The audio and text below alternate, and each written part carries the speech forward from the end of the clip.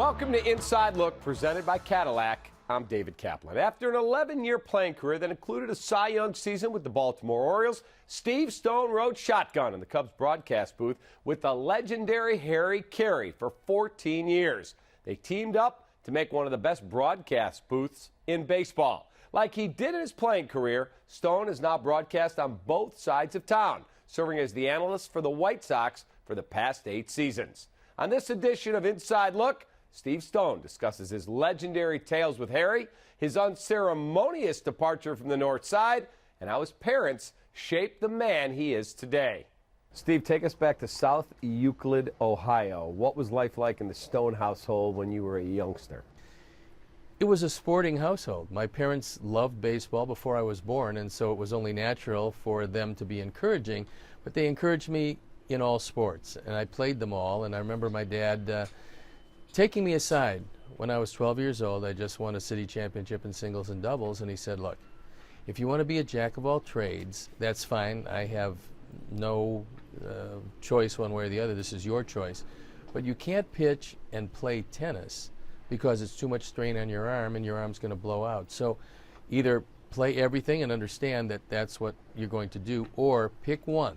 Pick tennis or baseball, and then your arm will be able to hold up. Well, I liked tennis, and I was much better at tennis, but I loved baseball, and so that's what I stuck with. I put my tennis racket down until we had a strike. One of the years I was in the major leagues, we had a strike. I started playing tennis again.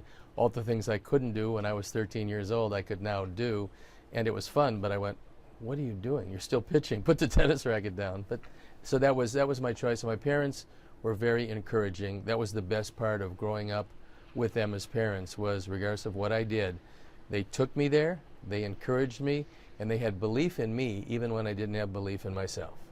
So when did you know as a kid, I'm pretty good? Well, I was a 500 pitcher in Little League, which is most unlike most of the people who were major league pitchers.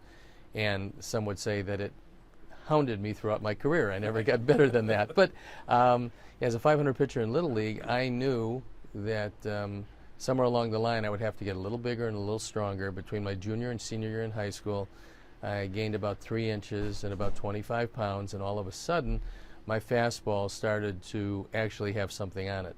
And every year from my junior year in high school through my first year of pro baseball, my fastball got a little firmer, to the point where in my first spring training with the Giants, I was the hardest throwing pitcher in the organization, harder than Marichal, harder than Perry. By the guns today, it would have been 100 miles an hour, but that was only to last for 2 years into the big leagues, and I lost my fastball, and then I had to make an adjustment or go out and do something else. So you picked Kent State. You're also drafted by the Indians, but you don't sign with them. Your whole life could have been spent in the state of Ohio had you signed with them. Why'd you pick Kent State? The coach said to me, if you do it in the classroom, then I will give you a scholarship. And I said, well, that's fair. And he felt like he was on pretty safe ground, because I had a 1.53 ACUM in high school. I was 530-something out of 715. I'm not sure how anybody was worse than I was in high school, but they were. So he didn't think he'd ever have to pay that money. In my first quarter in college, I got a 3.15. And usually you could add up a couple of quarters and not gotten the 3.15, but I came in, I put the card down in front of him, and he looked at it and he turned gray. And he said to me, geez, I didn't think you could do that. And I said, I'm not a moron, I just didn't study in high school. And he said, I don't have any money. He got me there and actually lied to me about the scholarship. He had given everything away, not believing that I could actually do it in the classroom. And so that was that. I was at Kent State. Thurman Munson was my catcher. We had a really good time, freshman, sophomore, junior years. Then he went on to sign with the Yankees, and I didn't sign that June because I got monohepatitis and anemia, was in the hospital and in bed all summer. I signed in the winter draft. In those days, they had 2 drafts over the course of the year, and I signed with the San Francisco Giants. I want to go back to high school a minute. So you're an awful student. Awful. What were you doing with your time? Baseball, girls, what? Well, certainly not girls, because nobody would look at me. I tried, but they said no. It was much like what happened when I wanted to sign originally. I tried, they said no. So it was just, I don't know, I didn't study. I wasn't a motivated student. There was nothing that I thought I was going to do in my future that was going to correspond to what I was doing in high school. And so when I took my test scores, they were pretty good. In fact, they got me into Ohio State with no restrictions. They got me into Kent State with no problem. And my parents were always there. They were always supportive, and they took another job. My mother started working as a waitress in a shot and a beer bar to accumulate some money to enable me to go to school.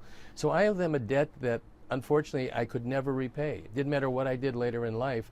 They set me on the path, both educationally and baseball-wise, to set up my life. So now you get to the minor leagues, you work your way through, and you get to the big leagues. Yeah. Do you remember your first start? Oh, I do. I was in San Diego. I turned around after getting the ball from Al Gallagher, the third baseman, and I looked, and there was Willie Mays in center field. There was Willie McCovey at first base, 2 Hall of Famers. I was the third starter behind Juan Marichal, a Hall of Famer, Gaylord Perry, a Hall of Famer. Bobby Bonds was the right fielder. He was a member of the 30-30 club 5 different times. We had Kenny Henderson, who played. I mean, we had a really good team, won our division that year. But here I was in San Diego, little kid from Cleveland, Ohio, with the 4 Hall of Famers on my San Francisco Giants team. And I remember Dave Campbell, who became a broadcaster. I threw him a 3-2 slider in the outside corner. He singled to center field. How could he hit a 3-2 slider? I couldn't believe he could be looking for that. So anyway, he did that. And then a guy named Larry Stahl came up, who probably hit just a few more home runs than Dwayne Kuiper. I don't know for sure. But I got him 2-0 and threw him a straight change, and I always had a horrible change, and he hit a home run. So after 2 hitters, I had an infinite ERA. No batters retired, 2 runs given up, and I knew it could only get better after that. So I got a no decision. I got, in fact, 3 more no decisions before finally shutting out Pittsburgh in front of my parents in Pittsburgh and winning that game 2-0 was my first major league win, and they got a chance to drive from Cleveland 2 hours down the road and see it against the fearsome Pirates, who happened to go to the World Series in '71. Your thoughts of leaving San Francisco, coming to Chicago, and then this becoming your home? I got here in '73. It was a deal. Kenny Henderson and I came for Tom Bradley, and I had Johnny Sain as a pitching coach. And we had, for most of that year, a 3-man pitching rotation. Everybody complains now that 5 men are, I'm going too soon, I'm going every 5th day. We went every 3rd day. I got my first start on June 3rd that year, and I threw 176 innings. And I remember 4 straight starts on the 3rd day, culminating with the 1st and the 4th start in the same series in Dallas, Texas at the end of July. It was horrific. But that's, they gave you the ball in those days and you took it. So here I am in Chicago with a bad '73 White Sox team. I was 6-11. Then they make the fateful trade that sends me to the Cubs, sends Ron Santo here. And people don't realize, a lot of people don't remember back that far. I was a 20-game winner with the Cubs, but it took me 3 years. So finally at 76, I hurt my rotator. I was off for most of the year. And begrudgingly, I was the Chicago Cubs' first free agent, because I didn't want to be a free agent, but they never really offered me a contract. So there I was, a free agent on the market. Bill Veeck and Roland Heeman happened to see me pitch in September. I started 1 time in about 3.5 months. Threw pretty well. They gave me an opportunity. I came back here to the Southside Hitmen in '77. Led their staff in victories. We were really exciting. Led it for 4.5 months, and then Kansas City wore us down.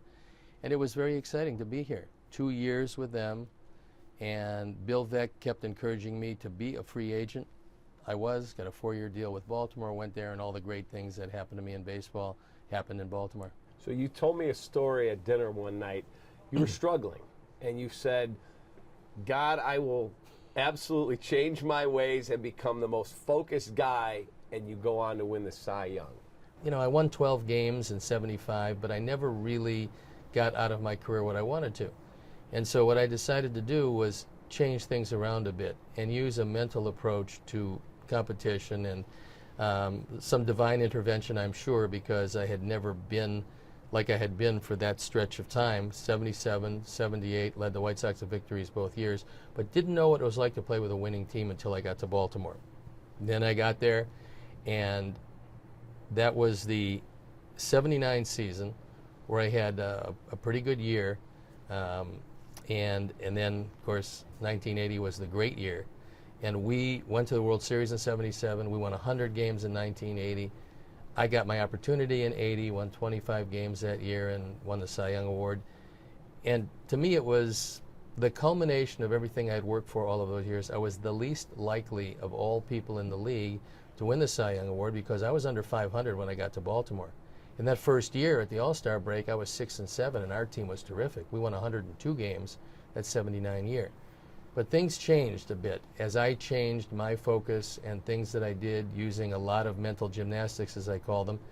And then everything worked out really well. And from that year, from that Cy Young Award year, all of the interviews I did, I got a chance to get into television, and that's obviously what I'm still doing. When I played, I had to face Oliver, Stargell, and Clemente. That was a murderer's row that I feared. You also were a very popular guy. You win the Cy Young, you go to national TV, and you end up in Playgirl magazine. Would you do it again if you could make that decision again? No, it'd be very embarrassing to do it now. Very embarrassing. Yeah, the pictures, they would self-destruct and then nothing would be. What I said at the time was my mother always wanted pictures of me out of uniform, and that's why I did it. Actually, at the time, I did not have a baseball job, and so I just did it as a lark, and I thought it was something that was kind of interesting. I actually happened to be in the best shape of my life. The only thing I don't think I would have done again was sign the deal myself. I think I found out later on that you have lawyers sign deals, and then you make a restricted use of the pictures because they followed me around for quite some time. Still, I'm very happy with the way I looked. However, you know, it's something that as time goes by and you look back and you say, I think it's approximately, I think you could understand, and the people who are watching this could understand, it's like getting a rat tattooed on your face. When you do that, you probably think, boy, this is just a great idea. Boy, I got a good-looking rat on my face. Then you get 30 years down the road and you look in the mirror and you go, how could you have tattooed a rat on your face, you moron? That's pretty much the way it feels.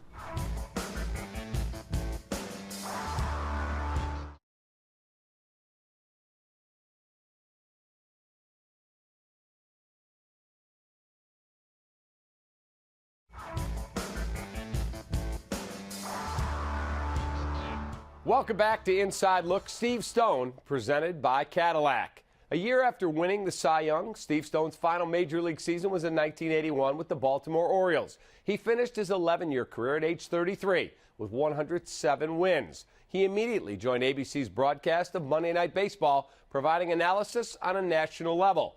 In 1983, he received a phone call to come home to Chicago with a chance to team with the legendary Harry Carey. My dentist was always here in Chicago, as was my barber, even when I lived in Baltimore. So I stayed at the Ambassador East because we were broadcasting in Milwaukee. I went to get 2 newspapers. The bellhop said 2 papers for Mr. Carey.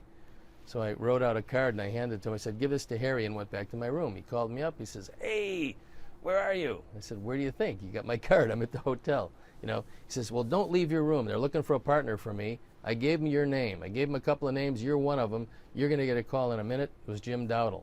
Asked me if I'd like to come down and talk with him. I said, sure. And he said, we don't know if there's going to be a job or not. We're not sure exactly what we're going to do. But, and he went on to tell me what the job was going to be like, and you'd be working with Harry. And, you know, so I said, well, that's great. And I asked him, you know, what does it pay? And he said, you know, don't worry about that. Harry makes a lot of money, so we got to pay you commensurate with that. He told me, you got the job. We're going to announce it. We got to wait for a few things to die down. I said, what does it pay? He said, don't worry about that. Well, I went to work the first day still not knowing, not having any idea what I was making. I hadn't signed a contract. There was no parameters to my employment. I just knew I was going to work with Harry Carey, and I guess I was going to work as long as they wanted me to work. And that's how I spent the first couple of years with the Tribune Company, with the Cubs, and with Harry Carey. You became famous. You and Harry were the team. So your starting rotation has to come from within, and Russell looks to be the logical guy for the 5th starting spot. And Harry, is this a wind tunnel here? I was just going to say to you, Steve, I think you ought to change your hairspray because it's not holding it down. Well, I'm glad I'm not wearing a wig today, Harry, or else it would be somewhere in the back of the booth. What was it like day to day, traveling, hanging out, being with Harry? I learned something very early because I was still a pretty young guy, just off a career. I was 35 years old, and kind of in the prime of things. But I learned very early that going out with Harry after a game was hazardous to your health. And so we came up with a plan, because if you tried to match him drink for drink, number one, you would never even see your dinner because you would be blind before it got there, and you'd be passed out, and then he would pick you up. And so I decided to do this. Said, Harry, look, I know he didn't allow the menus to come to the table until he had 4 martinis. And so I said, when you have your first martini, I'll have my appetizer. Then when you have your second, I'll have my salad. When you have your third, I'll have my entree. When you have your fourth, I'll have my dessert. And then you can eat, and I'll sit and watch you eat, and we'll talk. And that became the plan. Otherwise, I would have been dead. But he used to routinely have 4 martinis before dinner. Now it would be 12:30, quarter to 1. He'd have linguine with clam sauce and a veal chop. Then he would have after dinner, well, during dinner, he would have a Budweiser or 2, or a glass of wine or 2, depending on what he ordered. Then he would have a couple of Grand Marniers after dinner. Then he would drop me off at the hotel. Then he would go out and do some serious drinking after that. So it was wonderful, because he had a great idea of the absurdity of a lot of the games. He had a wonderful sense of humor. He knew when to speak for the game and knew when the game should speak for itself. All of the craziness that came around between us always did it when one team or another was up 7-0, 8-0, whatever. The game was getting out of hand. And then Harry would be entertaining, because that's what he was. He was a showman. And he realized that it has to be fun, or people aren't going to watch. And when your team is down 7 or 8-1, in order to keep them, he was going to come up with some sort of lunacy. And that's what he did. And that's one of the things that I learned. I learned that you have to be entertaining, you have to be prepared, and you have to be ready to laugh at certain situations in the game, because they are funny. And also, to keep an audience, you have to be entertaining. Because in a 3-2 game, when you get your best pitcher on the mound and he's just doing everything right, and you get a couple of timely hits and somebody hits a home run, everybody's excited, the fans are going crazy. That game, you don't have to sell that game. That game sells itself. But on the many other games that we had when I worked with Harry with the Cubs, that everybody has when they work with a home team, you got to sell that game. You got to keep people watching you. Nobody was better at it than Harry Carey. Sure as God made green apples, someday the Chicago Cubs are going to be in the World Series, and maybe sooner than we think. He used to ask Mandy Cohen, who was in our booth, later became a producer, for every day, do you have root beer? Every day she said, Harry, we don't have root beer. Finally, I told Mandy, give him Diet Pepsi or Coke, whatever you have up there, because he's got no taste buds. They've been long dead with all of the alcohol he's consumed. So she would go up and get him a diet whatever. Well, this one day, and Harry, by the way, never went to the bathroom, ever. When the game started till the game ended, it could be 5 hours, it could be 15, 18 innings, it didn't matter. He never went to the bathroom. He must have had a bladder like a camel. I have no idea how he did it. He told me, well, I practice. I don't know how he practiced, but okay. So anyway, Mandy, can I get some root beer? Yes. So she leaves the booth. I'm writing up my lineup, and I hear this blood-curdling scream, and Harry is standing next to me, jumping up and down, because he has gotten his little appendage stuck in his zipper. He apparently had left it down when he left the washroom, and now when he went to zip it up, he got stuck. A problem that a lot of us folks have experienced in our lives, but doesn't make it any less uncomfortable for him and any less funny for me. He was bouncing up and down, screaming, going, whoa! I said, Harry, you got to sit down. People can see you on both sides of the booth. He goes, no, I'm stuck. I said, oh, I know you are. But he says, well, I can't get it out. I said, Harry, you got to do something. And I'm telling you, he's beet red. The sweat is pouring down his face. And I look over to him. Finally, I look up there, and there's Mandy coming in the booth. I said, you better yank that little sucker out of there, because Mandy's coming back in the booth. So I hear this, yeah! He sits down, crosses his legs, must have been bleeding for 3 innings. It was one of the funniest things I'd ever seen. My head was down on my score pad. The tears were streaming down my face. It was literally the single funniest moment I ever had with Harry in the booth.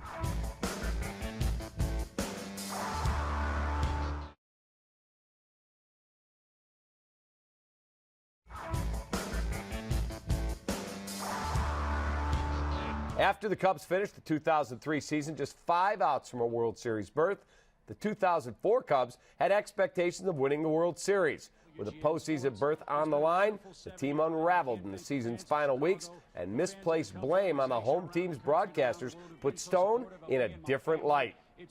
You and Chip became lightning rods from the players. The fans supported you. Yeah, they did. The players did not like when you guys told the truth, that they were finding a way not to win. We got guys calling the booth like Kent Merker. What was that season like for you to go through? It was a very tough year. It was a very tough year because, as I mentioned many times to Dusty and to Jim Hendry, the general manager, and to Andy MacPhail, the president, I said, you know, the interesting part about this year is that Chip and I have not beaten the ball club one game. It's those guys with the other uniforms. They keep beating the guys. And I warned all of them that if they don't get the players' attention back on the field, they're going to be with the 22 that go home instead of being with the 8 that go on. And I also told them they've got enough pitching and a good enough team to win the World Series. But if they continue to be distracted, it's not going to work out very well for them. So it was a little frustrating that nobody really could grab that team, get their focus back to where it should be on the opposition, and take advantage of the tremendous amount of talent that they had. They had great arms. At that point, Pryor still threw well. Zambrano threw well. Carey still threw well. Matt Clement. I mean, yeah. Maddox. They had a terrific pitching staff. They had a good team. They could have absolutely put away anybody head-to-head in the playoffs, and they never got there, and I thought that that was one of the saddest parts. This is what Jim Hendry has done for this team.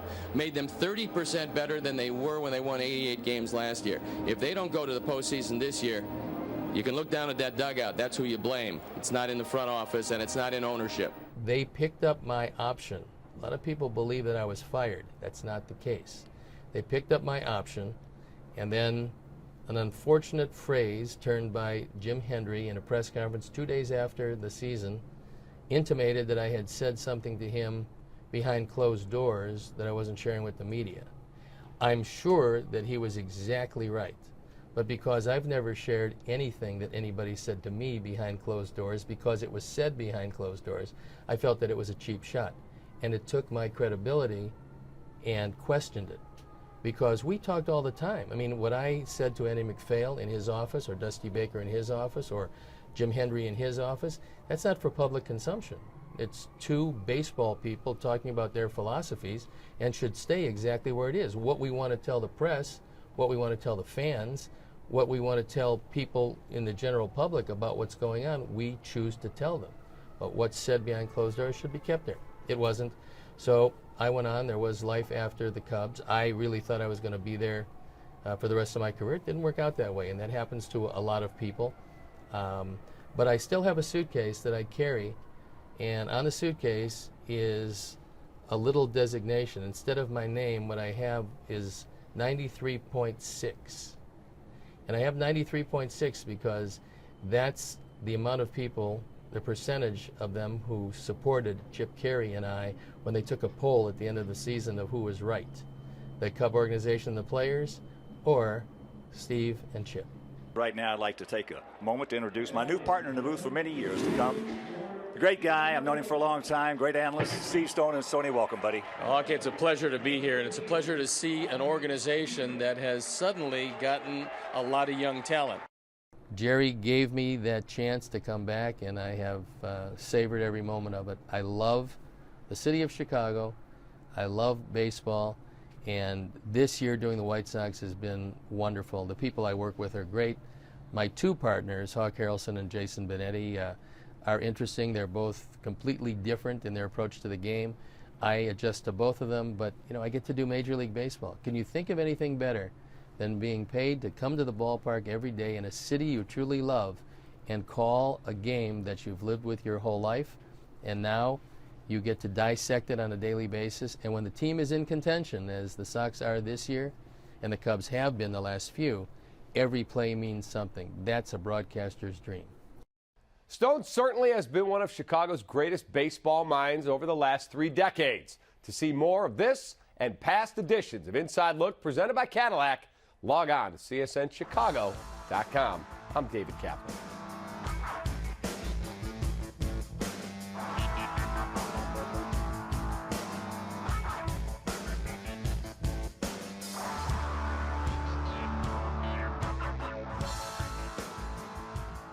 He's a very happy young man right now. This is his first victory this year for the